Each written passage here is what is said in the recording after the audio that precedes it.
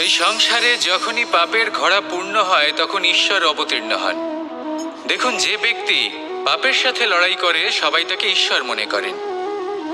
এখানে বিষয় হলো সাহসের, বিষয় হলো লড়াইয়ের। এই সময় সর্বশ্রেষ্ঠ শিক্ষক, আর সময় তার সাথেই খেলা খেলে যে সর্বশ্রেষ্ঠ খেলোয়াড় হয়। সময় তাদেরই পরীক্ষা নেয়। এবার হয় আপনি আগে থেকেই সর্বশ্রেষ্ঠ হন, নয় এই খেলা খেলতে খেলতে সর্বশ্রেষ্ঠ হয়ে ওঠেন। যখনই এই সময় আপনার পরীক্ষা নেবে তখন কখনোই নিরাশ হয়ে পড়বেন না। নির্ভীক হয়ে সাহসের সাথে সামনের দিকে তাকান এবং এগিয়ে চলুন। পরিস্থিতিগুলির এবং পরীক্ষার সম্মুখীন হন। এই পরীক্ষা ভবিষ্যতে আপনাকে এমন একটা ফল দেবে যে আপনি কৃতজ্ঞ বোধ করবেন যে আজ আপনি এই পরীক্ষার সম্মুখীন হওয়ার সুযোগ পেয়েছেন। আসুন আর আমার সাথে